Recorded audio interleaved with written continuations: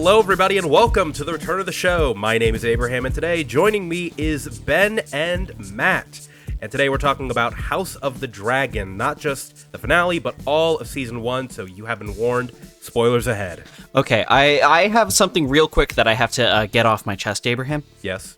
So, it has come to our attention that everyone that's been viewing our content, we have a lot of people that come back for more. But I know that you're not subscribed. So that's going to be a little bit of a problem, and we're going to need to address that. So here's the thing. I need you to subscribe. Otherwise, I will personally come to your home with a very large dragon, and I will just simply have it swallow you whole. This is a threat.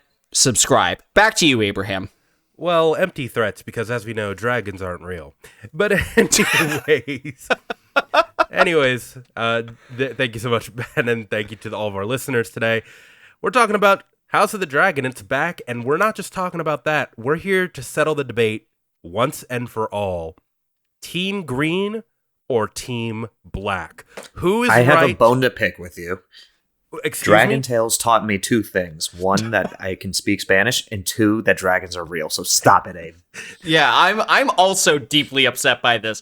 I have so many Dragonology books, Abraham. Are you telling me that all of them are lies? All right, well, thank you just for interrupting my opening copy. I appreciate that. But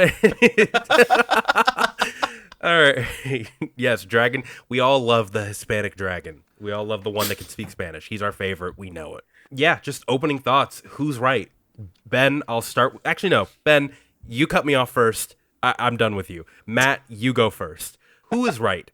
Team Green or Team Black? You have to be objective in this. Objective. I lean Team Black. Okay, personally. That's it. Cut off. Right there. You're Team Black. Ben, who are you? Yeah, I'm gonna go with Team Black. I do have an issue with the conflict here, but I'm gonna go Team Black. That's it. Team Black, and I am also Team Black. So if you're Team Green, you gotta stay out of. Be warned, because we will not be favorable to your side. That's just our opinions, though. Obviously, you're welcome to disagree in the comment section down below. And I do want to start off, before we get into the meat and potatoes of this discussion, a very big question that is kind of in the back of everyone's mind is, has House of the Dragon brought back Game of Thrones? You know, Season 8 is a season that we will not discuss any further. It existed. It did. You're correct. It was Season 8 is a thing. It was written, produced, directed, and we have it. Yes, we do. It So almost didn't get the show made. That's actually wild to think about how much cultural relevancy Game of Thrones had, and how much it dissipated overnight, and how much it's seemingly been revived. I will say it felt like it kind of came back overnight. At least for me. I don't know about anyone else, but when watching the show, the first time that you hear the Game of Thrones music, dun dun dun dun dun dun, and you see the new opening, there was just like a complete sense of nostalgia that washed over me. I was like, I'm like back in the 2010s, enjoying incredibly quality television. This is amazing. See, for me, when the pilot didn't have that intro, so I wasn't sure what they were going to do. And when you see the HBO logo fade into that music, I just had the biggest grin on my face the entire time. I'm like, fuck yeah, we're back. Yeah. I will say, the one thing I didn't like about Game of Thrones, and not to say that early Game of Thrones was bad, but still a complaint that I had just about the nature of the show, and shows like The Walking Dead, is that they are completely, they hinge on their ending. If the ending doesn't pan out, the rest of the show is moot. Whereas with this, because the ending is already written, and because there is a clear and defined end goal and ending stakes, there isn't this nebulous threat in the north. There isn't, Daenerys might come over, There isn't a lot of what ifs. Everything is laid bare, so I feel like the entire show is just better off for it. I can actually see a scenario with this show where it kind of becomes like The Crown after a while, where they tell, where every couple seasons they tell different stories about different generations of the family. I would prefer that, honestly. I need small, isolated stories about specific characters and their struggles in this world of Succession that they've created for themselves. That's much more interesting than 8 plot lines that may or may not go somewhere in 10 seasons and then ultimately doesn't. I mean, okay, I do have a bone to pick with this show, though, because in my opinion, they committed one of the most egregious tropes that I really hate for high conflict situations. And this is kind of like the entire main conflict. The entire point of this episode of the podcast is Team Green or Team Black.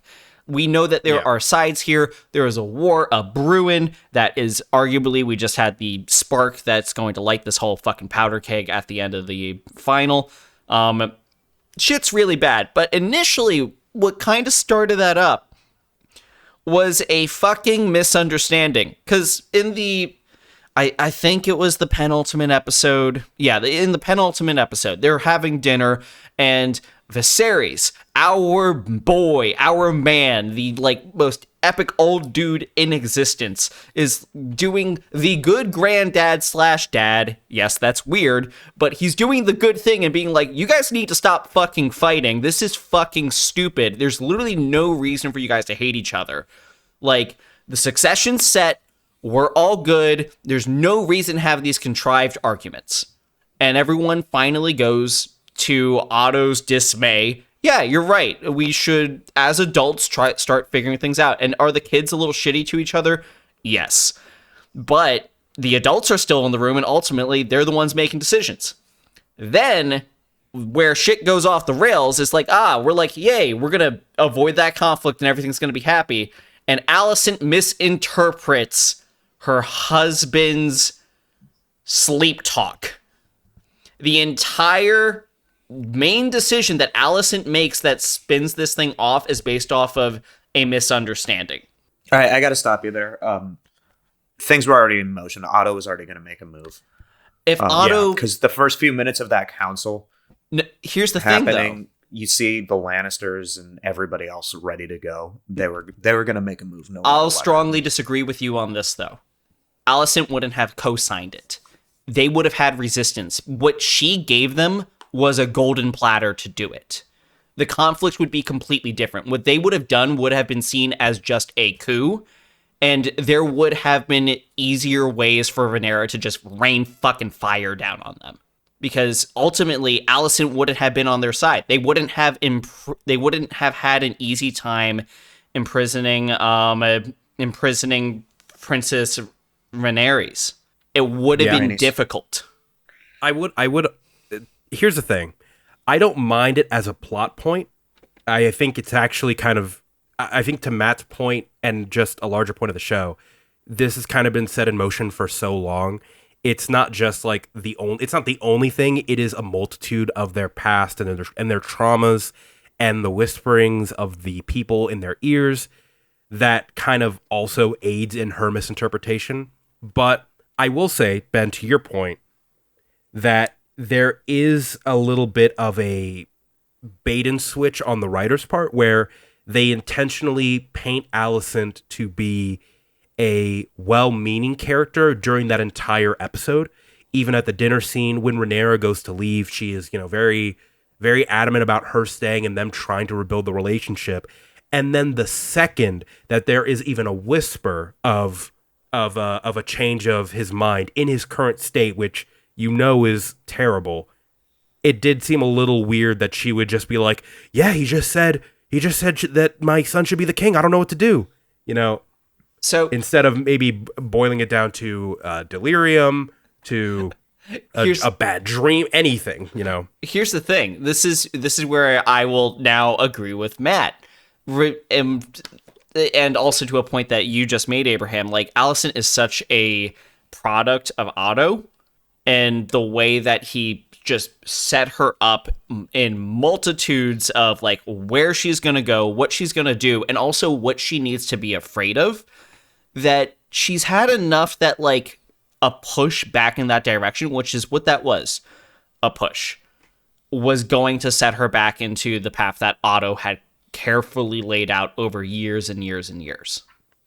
I also think there's a bit of almost a prisoner's dilemma kind of dynamic going here, where both sides are kind of acting the way they are because they're afraid that the other is going to kill them if they don't do what they're doing. So this is almost a study in game theory in a lot of ways. Yeah, to that, let's actually go, with all that being said, let's just jump into the Hightowers and their whole stake in this fight. And yeah, Matt, I feel like you're right and you're simultaneously not right, because here's the thing. I think you're right that Alicent believes that Rhaenyra, or like Alicent lives with that fear that Rhaenyra would put her children at the stake if her succession were to come true. And the same thing with Rhaenyra. She thinks that of Alicent, but that's only because Otto is the one who keeps saying it. Otto's the one who keeps saying, like, men will never, or like the kingdom will never allow Rhaenyra's rule. Like, they will never allow it. When he's really he's talking about himself whenever he mentions the realm or the lords or they won't allow your children to live. You know, it's all stemming from him and men like him who are driving a wedge between these two. So, Want to play devil's advocate? Do you think he has a point? Do you think other people would have accepted Rhaenyra? So I personally think that it would have happened. I think that there would have been lords that would have potentially tried to step out of line. But the thing is that you know what else happens to the lords that try to step out of line? Fucking Daemon.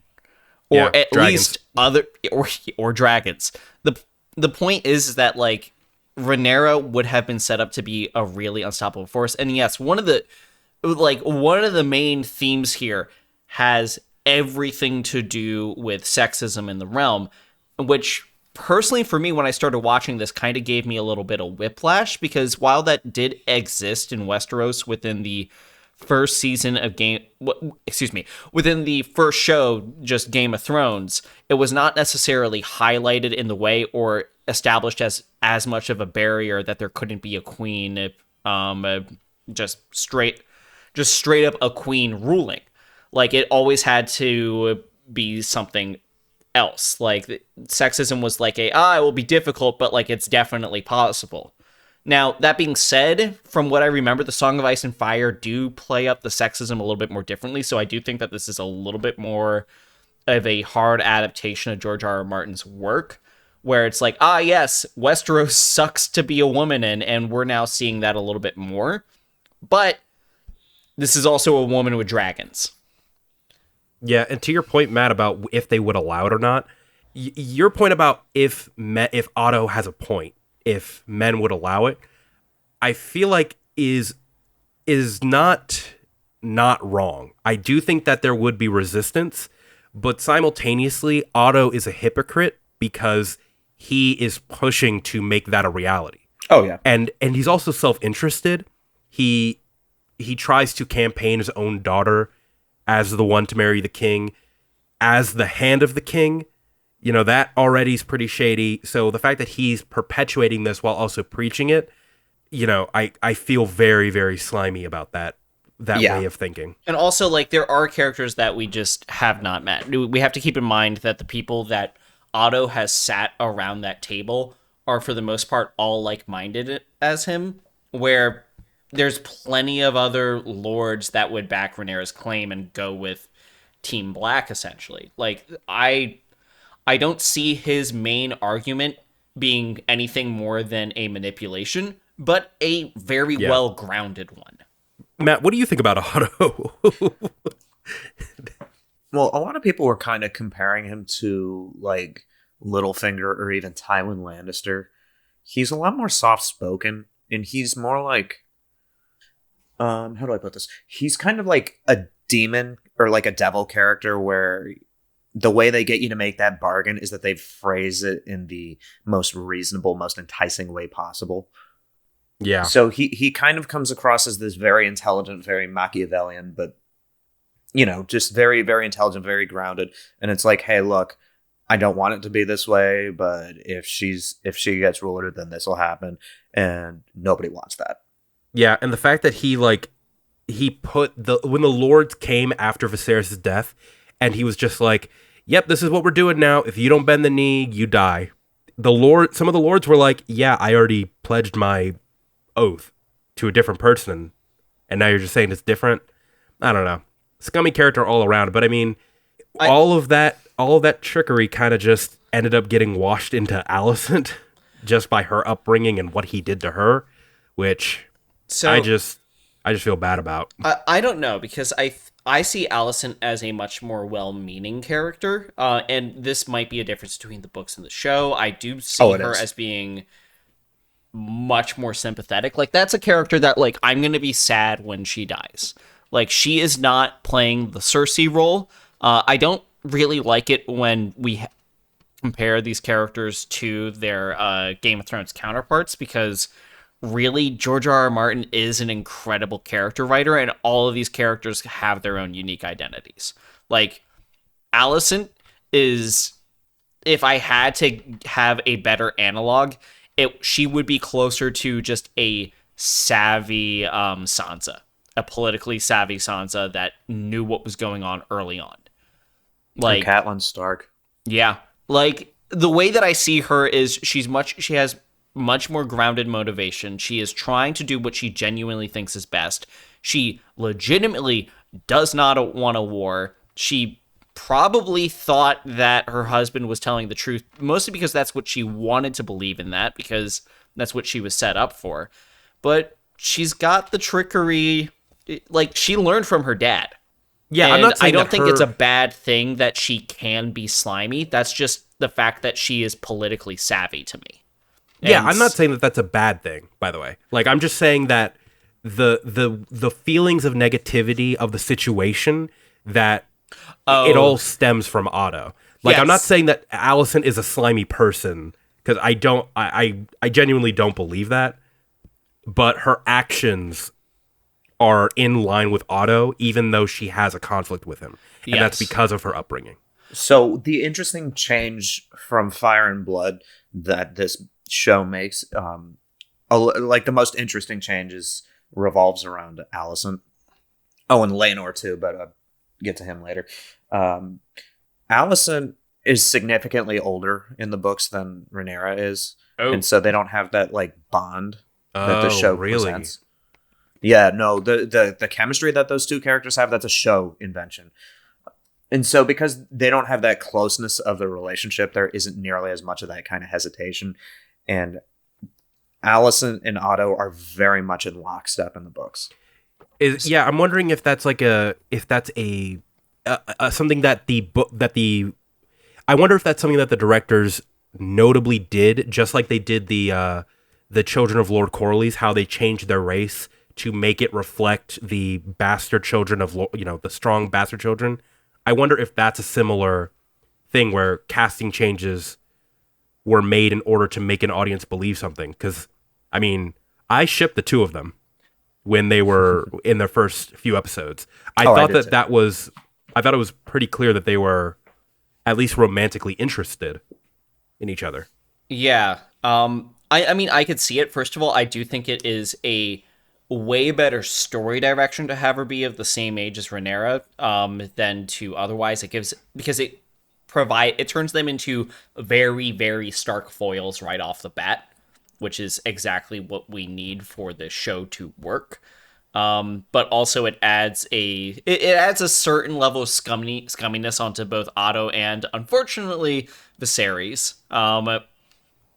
But on the ship note, I have a problem with this. I just have to ask book readers, are either of these characters actually bi? Nothing's really ever mentioned about it. So here's the thing with the books. I gotta go on a tangent here for a second. So the book is not presented from a neutral point of view. It's history. The way that George R.R. Martin always writes his books is that the information you get is always through someone's lenses. Yeah. So like the original series, you don't get this objective third person point of view. You get limited third person point of views. And I think the first book has like 9 different characters you see events from, and then it just balloons from there. Fire and Blood is kind of similar. So it's written as a history book. But it's also written from 3 different sources. And so each of these sources have somewhat different interpretations of it. It's like the first 4 books of the Bible or of the New Testament, where it's like a lot of the same information is being presented, but little details are different. Some character motivations are different here, there. So you don't actually get a look into a lot of these people's heads. You just get what happens and what the person writing that book interprets as what happened. I see. Yeah, so is the Rhaenyra and Alicent friendship, like, is that also a show invention? It's mainly a show invention because, like I said, okay. So this is where the Rhaenyra's like comes. 15 years younger in the book. Yeah. So again, this is where the problem comes. This is called queer baiting. If there's no actual confirmation, even from a plot perspective, that either of these characters are bi, because here's the thing, it wasn't like a little bit like they're interested in each other. It was like, this is very much being coded as very gay. Now, if the show actually does something with their sexuality in this regard, then detract everything that I just said. But if they're sticking to the books and there's no plot line that ever addresses this, then that is still a problematic producer choice. Now, does it harm the story? No. Is it something that really should be done as a like mass media sense? Also, no. See, here's the thing. I think, if anything, it just highlights the tragedy more. I don't know if I agree with that, just because... Again, if they do something with this, if they acknowledge that they actually do have feelings for each other at some point, then great. Well, that's the thing. But it needs to not be in the subtext.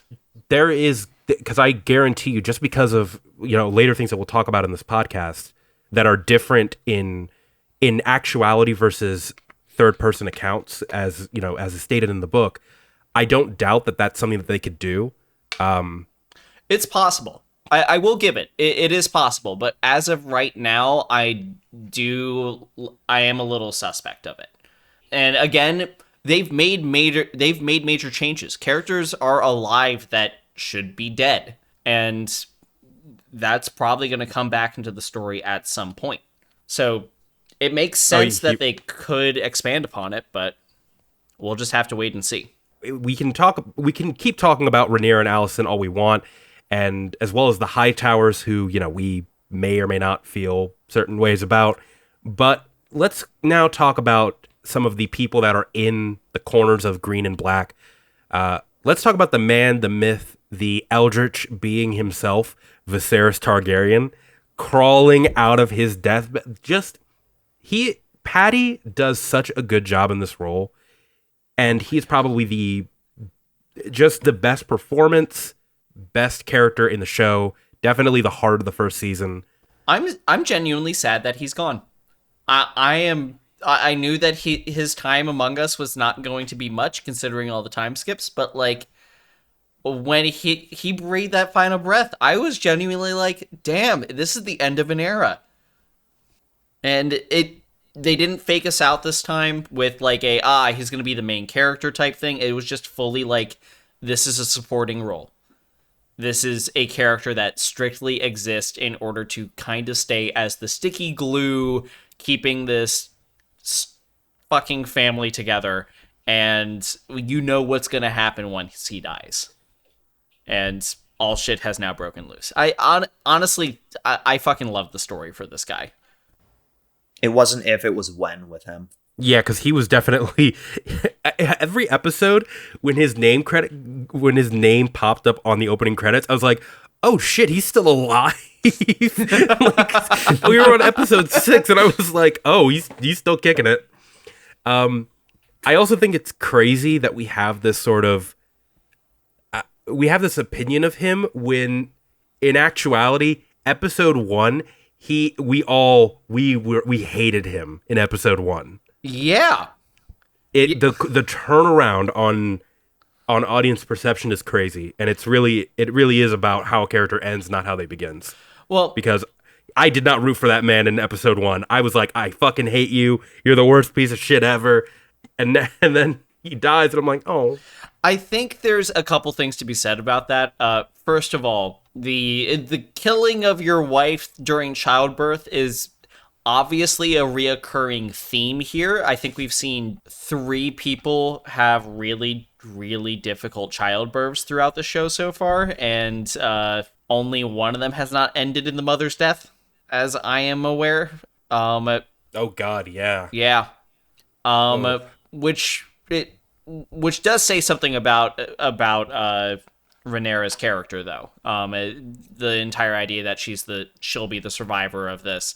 Like, there is some neat there's some neat symbolism going on there, but the decisions made by men in power, like, that's a major theme, and like one of the elements here is like that's what George R. R. Martin wants you to believe society was like in this world. Now, by modern day terms, we would fucking hate anyone for doing what he did.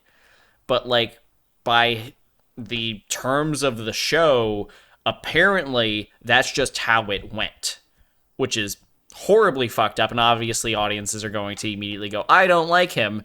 But then when you start realizing, like, culturally, that's just kind of what's going on, and then everyone moves past it in the show, we as an audience will also end up moving past it, because no other characters are treating it like it's the horrible thing that we perceive it to be.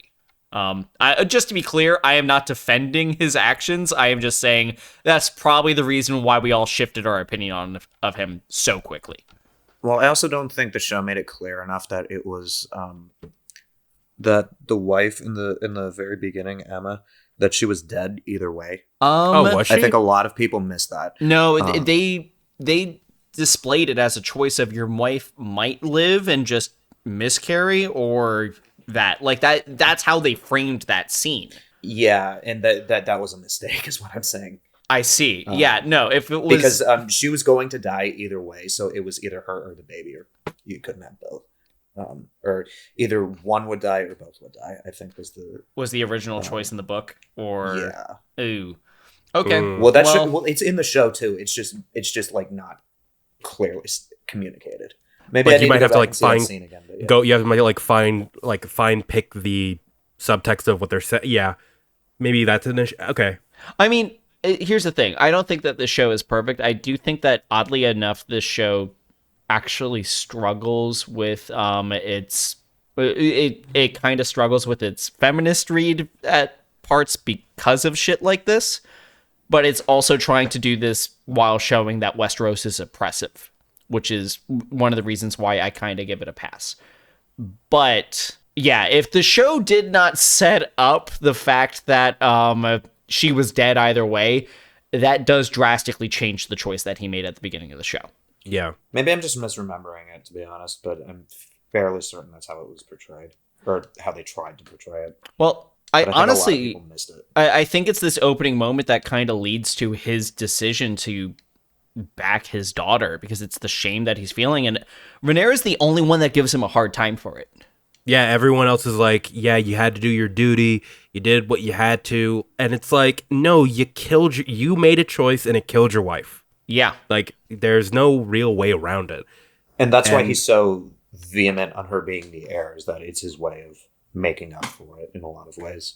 He also probably has to feel like some sort of way about his sister too, because in the opening scene when he's being crowned as the next in line, Princess Rhaenys, who's like there beside him, like he's giving her like worried looks and side eye, and you know this character, Princess Rhaenys, throughout the whole series, like she is also another character who's I would say exemplified. Well, is that the right way that you use this in this context? I would say exemplified the oppression that is Westerosi traditions. She is constantly named the queen that never was. An embodiment. Awful title. An embodiment. Thank you. That's the better word. Yeah, I mean, her place as well as Lord Corlys. Did I say that right? The sea snake.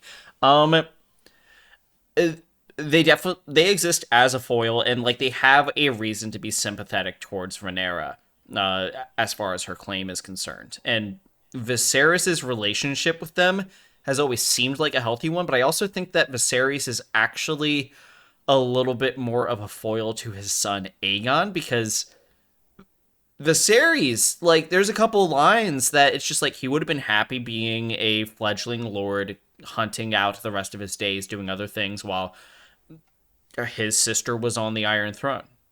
Excuse me, his cousin was on the Iron Throne, because they're not directly related.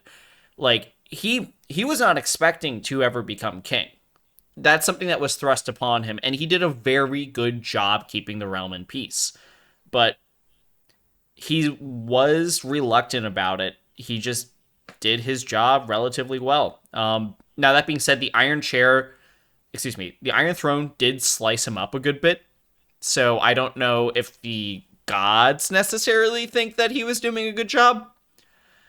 But their relationship was still very strong.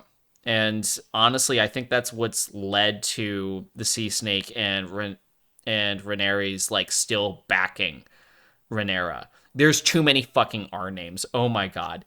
Rhaenyra, Rhaenys, I think those are the only two. I think those are the only two. Rotto Hightower. If we want to get into all George R. R. Martin's work, I can Radagon. Like, There's Daemon, there's Scooby-Doo? Aemond, there's two Aegons, there's two Viserys in this show. There's two Joffreys in this show. I wonder. There's a lot of names. Jacaerys, there's Dracarys, which isn't a name, but then there's Lucerys, Jacaerys. There's Cyrax, Arax. There's Laenor, Lena. Yeah, the namings are a little bit ridiculous. I will agree with you, Ben. You know, there's an Eric and there's an Eric. There's Eric and Eric. There's two fucking Erics. There is also there's also Lionel and Laurie Strong, like, which are another two interesting characters that have kind of made their way into this, and for the most part are no longer with us. R.I.P. to Lionel and the other one. The old I forget the knight's name. Harwin. Arwen, thank you. So interesting thing there. In the books, we don't know who killed them. Oh, really? Because each of the point of views have, like, a different guess as to who did it. Some people think it was Viserys in retaliation for Harwin getting involved with Rhaenyra. Some people think it was Larys making a power grab. Some people think it was the Hightowers. There's no definitive answer on that one. Damn. I mean, the show covered gives his us a tracks well. definitive answer, but honestly, just from a meta standpoint, I love that George R. R. Martin is so much more intimately involved in this show, because it does give us a, like, this was definitely from the hand of God when they did this, because he approved it in the script, which just drastically recontextualizes everything. Such a good touch. It also they also said this in the show, but that narration that Larys gives while they're burning about the history of Harrenhal and about all the people going in who are unworthy, them dying in the fire is supposed to symbolize the gods smiting them for this fuckery that's going on with Rhaenyra's children. It's supposed to help to bolster the claim that they are illegitimate, which is a great and very, very twisted, and because, like, the history of it is, like, this guy put all of his blood into the stone and put a curse on it, if I'm right, Matt. And so now all the people who go into Harrenhal are forever cursed. It's why every character who's ever visited Harrenhal and claimed it have died in Game of Thrones. So with Harrenhal, Harrenhal is the site of, like, the biggest defeat for Westeros before they got conquered by the Targaryens. So it was built by Harren the Black, I think, and the whomever was ruling the Iron Islands was also ruling the Riverlands at the time. I forget their names. And I think you're right. They did infuse their blood, or a lot of people died building it, and there's, like, skeletons and people built into the walls. But it was also kind of seen as this big symbol of pride and it's like flying too close to the sun. Mm-hmm. So they resisted Aegon's conquest, but Aegon had 3 flying nuclear bombs. And so the entire family just roasted alive in there. Yeah, Oh, and Jesus. it's crazy that Laris used that notorious nature of the Hall and used it to supplant a seed in the thoughts of people, saying, "Ooh, you see, these two boys who are the father of this person went into the Hall. They died. That's a call from God. These people are illegitimate." And Laris, this whole season, like the foot scene, He's a foot guy. oh my God, I love knowing that his main motivation for this is not power, but feet. Oh, it's power. Well, Why yeah, not both? It is The power definitely the feet give him. It's definitely both, because that's also crazy, because that scene of the foot scene, it happens directly after a conversation between Alicent and Rhaenys, where Rhaenys is like, you aim to build a window in the wall of your prison, and you're just following the orders of all of these men. Why the fuck are you doing it? And immediately after, Laris is there trying to use his power over her, saying like, "Oh yeah, I'll help you in your claim, help you with, getting your children into succession, which is going to help you if you let me hold power over you in the way that I see fit." And the way he sees fit is through feet. Yep. I just want to say, don't you guys love that, like, we know about feet people, and now we have a solid media representation of what a feet kink looks like. And No. it's Laris. No, I don't like that. I don't need... This is what we get. I think this is the only time I've seen a feet guy on TV, and it's fucking Laris. I mean, Tarantino's been an actor before. Tarantino... Okay, he's not on TV. Also, Tarantino is a meme. I'm not convinced he's a real person. This is a... For some reason, Laris being a feet guy has more realistic... Also, like, Quentin Tarantino will make being a feet guy seem cool. That's the problem. That's the thing is, he'll like... he'll make it a cool shot. He'll, like, make it out of focus, and it'll rack focus to the feet. Yeah, like, he's doing it for his own self-satisfaction. The feet Well, have you are ever in seen these Dusk Till movies. Dawn? Yes.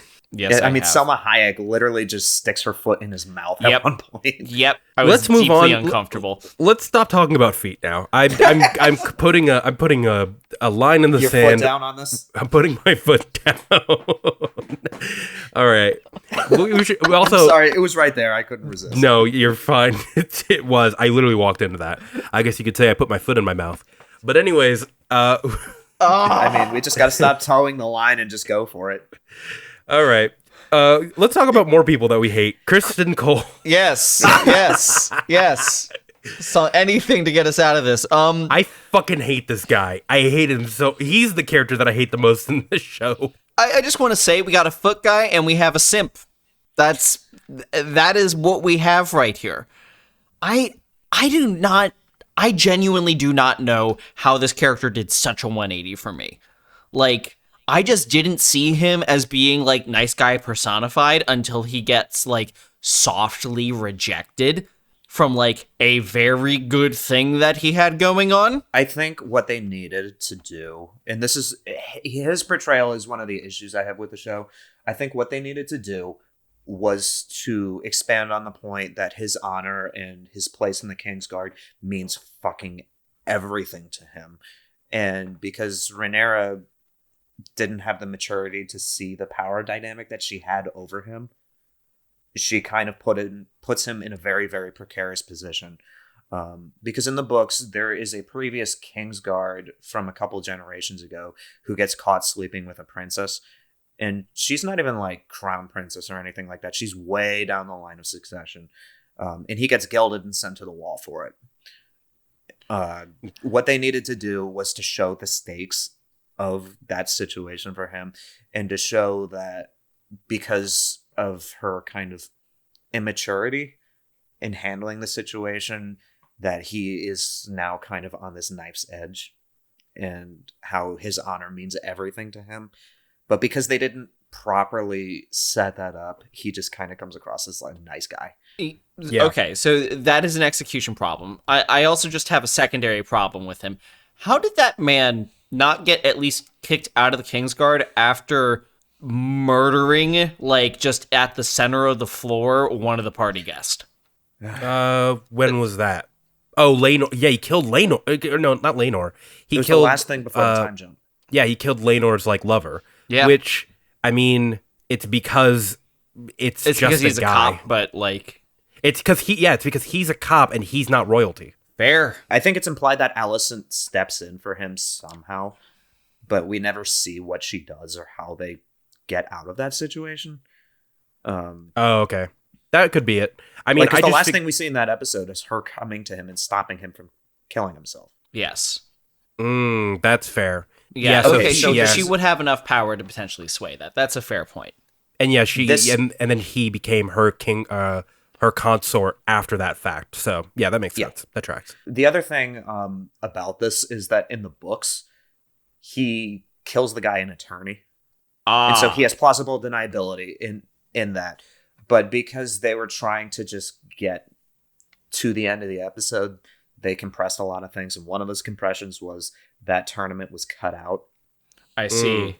And then just traded for a man very much in his pride bludgeoning another man to death in the middle of a party.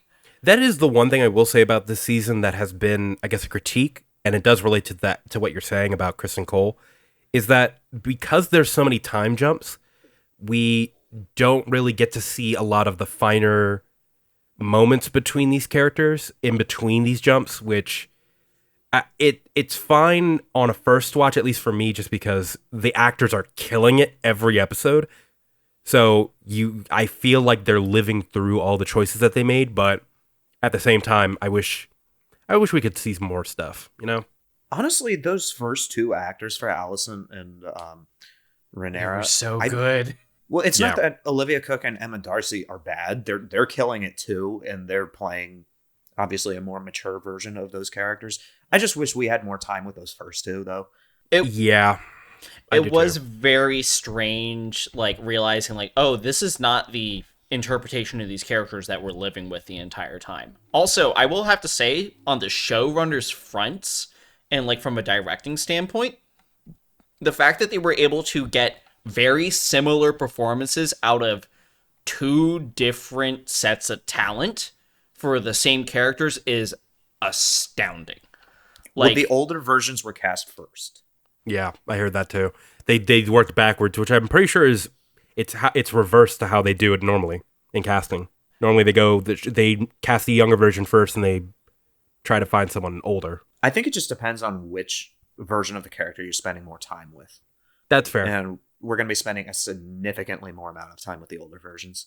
Yeah, and they knew it was going to be. They knew that the first few episodes were like prequel territory, so that does also track. Well, I don't know what the showrunners could have done about the time jumps because there is so much backstory they had to cover to get to the war.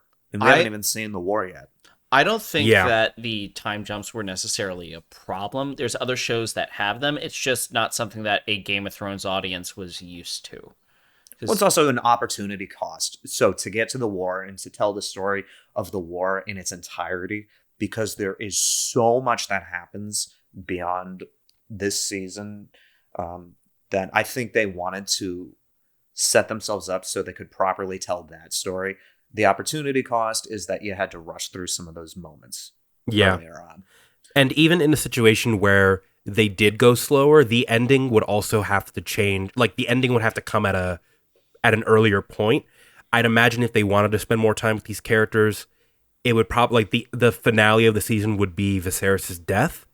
Whereas in what we've gotten is Luke's death, which, at least for me, is a lot stronger of a sounding finale.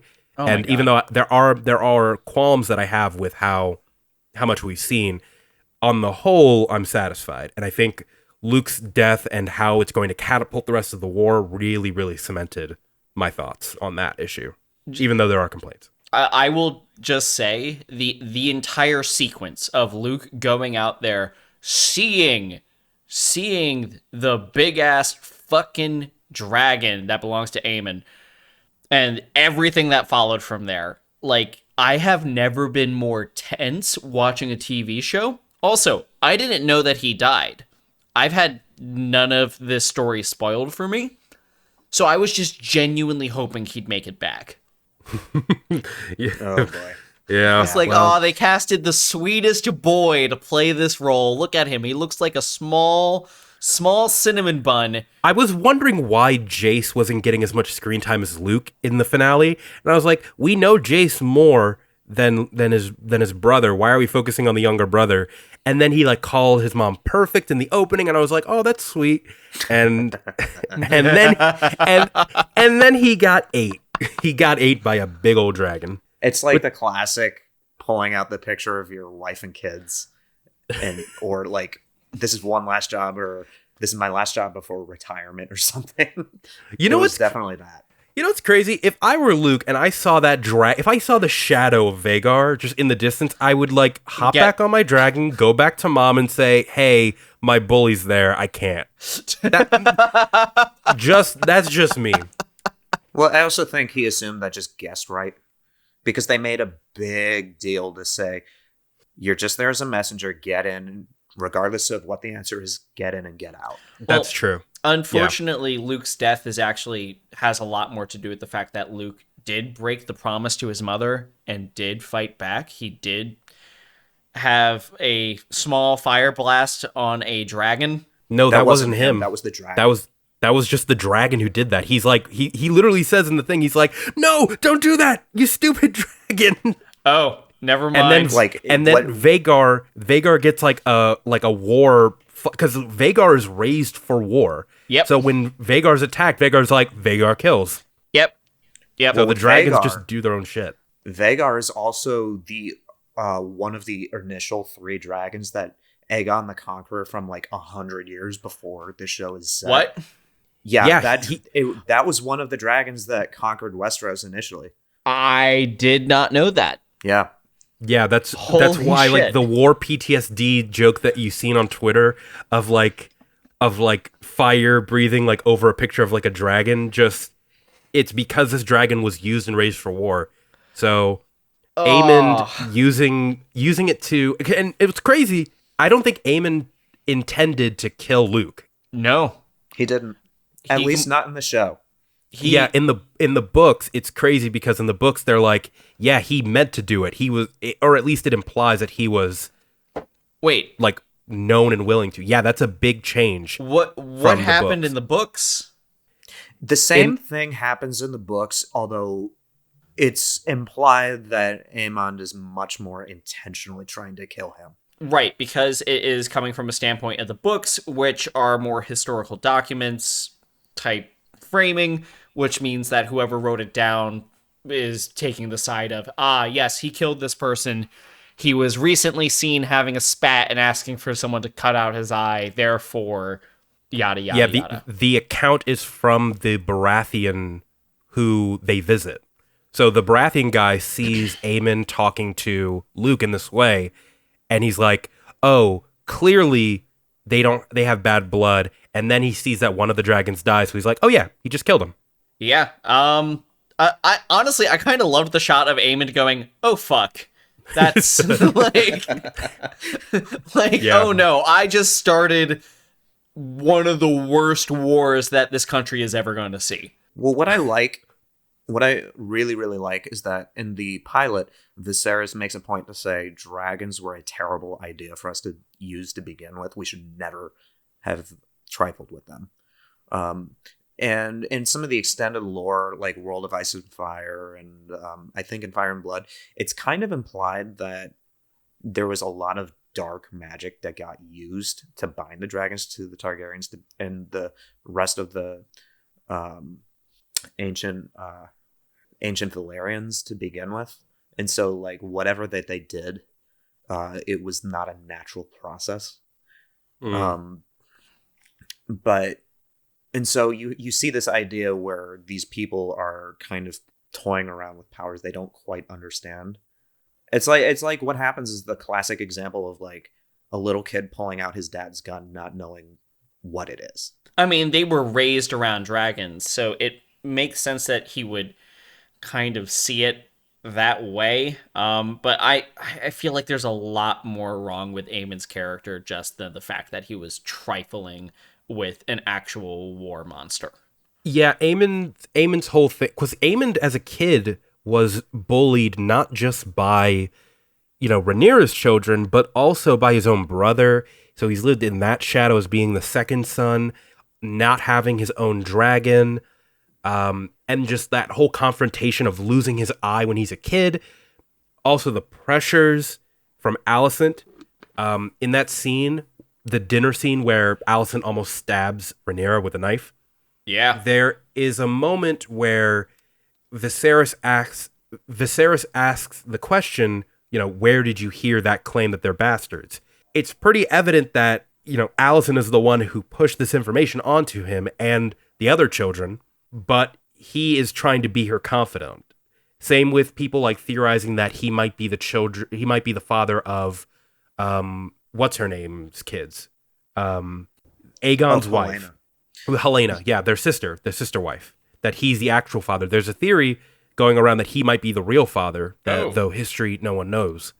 So Aemond, similar to Aegon and similar to the other children in this war, are all the products, and similar to Alicent, they're all the products of all these people pushing their BS onto them. I mean, by all these people, we really mean the square root of this is Otto. Let's be straight. Let's be straight. This is all Otto's fault. Like, if Otto doesn't exist, this show does not happen. Yeah, it's... Yeah. Daemon was right from episode 1. He called him out on his bullshit. And I'm like, I didn't believe it, but... Well, they do a very good job of letting Daemon take front and center stage as far as being the main antagonist in the beginning, which... I mean, in a weird way, I don't think he's a red herring, because I do think that he's legitimately going to be a problem, but he was just enough of a distraction for us to not be angry at Otto in the beginning. Well, Daemon is kind of like the one thing that I side with the Greens on, is that, do any of us really think that guy should be anywhere near the Iron Throne? Oh, fucking God, no. And because he's married to the heir... And that's not like, that's a love relationship. That's not an arranged marriage. Well, here's the problem that I have with Daemon and how they've written the character is that, yes, there is definitely some problematic shit going on between him and Rhaenyra in the fact that, like, obviously, like, he has, like, manipulated her to get her to the situation. However, they at least... though he is brutal, though he is barbaric, and all of the other things that can be used to describe him, the one trait that he seemed to have is that he cared deeply about his family and the success of his family. And it didn't, at least on the surface, seem like it was treacherous in any way, like almost like I will make my family succeed by any means, i.e. I'll kill my own brother, I'll do whatever to my sister, I'll kill anybody that there seemed to be hard to find lines. It was exemplified in Viserys hobbling to his throne and him putting the crown on him. Earlier when him and Viserys are having a conversation and he goes, what does it matter what some lord thinks? You are the dragon. Your word is law. I feel like the writers, and it was evident like in the later scenes in this episode, they tried to make it seem like Daemon was always a bad guy when they weren't writing him that way. A flawed character, a bad person, yes, but a bad member of the family, I don't think so. I don't think they wrote that until this last episode. So I'm gonna point something else out, because I do think that, like, when the writers are like, no, he's the bad guy, you're not supposed to like him, they are being disingenuous with how they're writing the character. Because the moment where his second wife dies, and it's a mirror foil to his brother's mistake of, like, is he going to call for them to cut her open, let her die so that the child can be born? He never makes a definitive decision. As a matter of fact, he seems conflicted. But she overhears the conversation and she thinks that it's going to happen the same exact way that her brother did. And she just decides that she would rather die by her own hands quickly and painlessly. Like that, even that decision, the second wife that he has die, which everyone treats as if he killed, was not a decision that he actually made. As a matter of fact, he seemed to have infinite conflict over it, and it didn't even seem, especially the way that they were writing the scene, like he was going to go through with it. Which is like he's showing more honor and respect to his wife than his brother in that moment. Does she believe that that's going to be the case in that moment? No, because she rightfully believes that the majority of men in Westeros are shitty. So she takes matters into her own hands. But he legitimately grieves the moment. I think that one was more explicitly, yeah, she's dead either way. No, I don't think it was. I don't think it was. In that instance. No. In that instance, they simply asked him. They said it was a difficult birth, but the stakes. I know the stakes were not as dire as they were for. I believe Visenya was her name, Viserys' wife. Emma. I'm sorry. There's too many names. Yeah. But yeah, the situation didn't seem as dire or immediately concerning. It was a concern for sure, but they hadn't laid out the stakes before she had made the decision with her own hands. Oh, okay, yeah. I need to rewatch that scene then. And so, like, yeah, to your point, Ben, like, yeah, that's kind of what I'm saying. Like, they want to say that Daemon is a bad person, which they have done before. But now they want to flip it and say, no, he's just a villain. He's a bad character, which it feels a little disingenuous. I did not particularly like the choking scene. Yeah. It felt a little out of character for Daemon, even with the explanation that the actors and the writers gave. And also I am completely forgetting the name of his second wife right now. Lena. Lena. Thank you, Lena. I was like, I need to. It feels very wrong for me to just say Daemon's wife because she was an important character in her own right. But yeah, Daemon choking her, it felt like a 180 because it felt like what we saw was a character that was super immature and then growing into maturity. Like he had kids. He was starting to have a much more. He was starting to acknowledge his role as a father more. He was starting to acknowledge his role as a family member more. Like, we see things happening in his life, plus the fact that he is on significantly better behavior that makes us as an audience go, this is a character that is slowly being redeemed over time, but he has a very checkered past. So when we get hit with the choking scene, it's gonna feel off because the writers have decided that he's a stagnant character, but they have given us character development at the same time.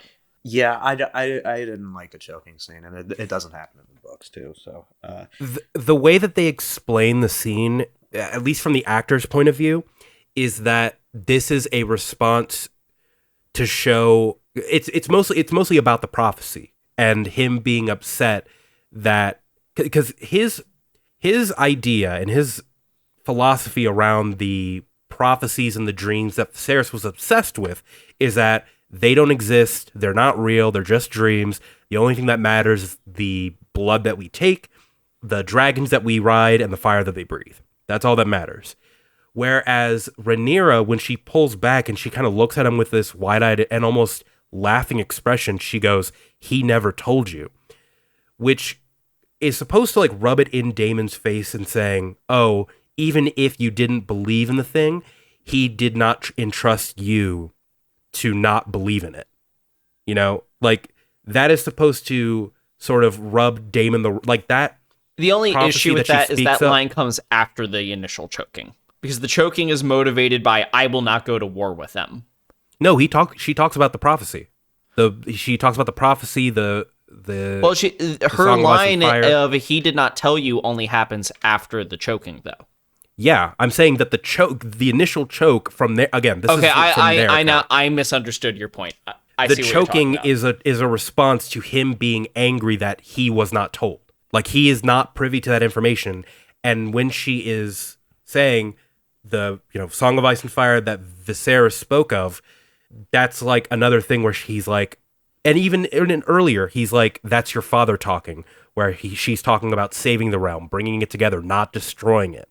The fact that Rhaenyra is the chosen one in Viserys' eyes and not him. So I don't read that motivation from the scene, though. What it I don't reads either. as is Viserys is not doing what he thinks is the best role. What it reads as is he's the one that wants to be calling all the shots. And also, like, all the scenes in the final with all the men in the room constantly speaking before the queen even has a chance making decisions on her behalf, like, again, carries the tone of being a woman in Westeros at this time is fucking awful and no one takes you seriously. And he's a main perpetrator of that. So having it be like the second that she wants to step out of line, he chokes her is what that reads as. It is. That's why, yeah. I don't agree with their take. I think it's valid based on solely Rhaenyra's acting after she lets go of like Daemon's hand, but still, it felt weird. Yeah. I mean, the thing is, though, is that ultimately speaking, Daemon's whole thing with Rhaenyra is like he's been setting this up, and I do think that the showrunners want us to look at it this way. They want us to look at it as he has always had the intention of being on the throne, or at least heavily influencing it, and probably at the end of the day on the throne by some means. That's where they want us to go. We know that was his motivation at the beginning of the show. It's going to be his motivation probably to the end of the show if they're keeping him a stagnant character. His path to this was essentially grooming Rhaenyra from a much younger age to essentially just have very extensive feelings with him. That was the entire point of, hey, let's go to the sex house. And like, sure, he gets cold feet and realizes, what I'm doing is really fucked up, and he backs off. But, like, he rubs it in Viserys' face, and ultimately speaking, he kills his first wife to potentially free himself up for power. That's another change from the books, by the way. Well, kind of. The first wife, Rhea Royce, she dies, but we never know how or why. This one's a lot more explicit. They say that he is already betrothed at a time before the Woman of the Veil dies. So I'm not sure if that, that is in reference to the Woman of the Veil or if it is his off-screen wife that he's betrothed to. And I also don't know the Woman of the Veil. I do not know her name because they don't give her a character name, I don't think. Rhea Royce. Yeah, they give her a name. Do they? Okay. Yeah. She was badass for like the 2 seconds that we met her. I mean, she just rode a horse. They didn't even. I wish she had like gotten a kill in or something. I don't know. It's all about presentation, but that is true. She did spit a mean game. She did. She was talking mad trash to Daemon. And yeah, that's what it got her. I will say, going away from like, because again, this is now the issue of like author intent versus audience perception. Like, we're perceiving Daemon as being at least growing or better than the author and everyone on the show wants us to see him, which means they'll probably make changes for season 2 in order to drive that point home. But at least at this point, I do think that his reaction, along with Rhaenyra's reaction to Luke's death, is probably the more interesting part, because we're coming hot off this scene of like, he choked her. The last thing he did was go down to the dragon pits to try and train more of these ferociously, massively large dragons. And then he's giving his wife the bad news and like actively showing support, which is something that like he has struggled to do. So George R.R. Martin has said that Daemon is, out of anybody in this canon, his favorite character that he's ever written. And that includes the main series, too. Just because the way Martin talks about him is like this perfect mix of gray in a character. That's what I kind of imagined him to be. And it's more evident. There is character development, regardless of what the writers want it to be. It's also like based on Matt Smith's performance, the direction of the directors of the episodes. They have made a character who is seemingly like very motivated to do bad things, but for certain people he will be good to. when Rhaenyra and Daemon talk about their marriage, it's by necessity, but also just out of like a, like they are both scorned by responsibility, and they both want the throne, and they both know each other. I mean, yes, obviously, like there is incest grooming. No, the incest isn't the weird thing. The grooming is. Incest is in the show. It's like a norm. So like I'm numb to it at this point. Especially with this family. Yeah. Oh my God. I remember I saw a TikTok about a family tree, and it was like a fucking circle. Oh my God. But anyways, I like Daemon.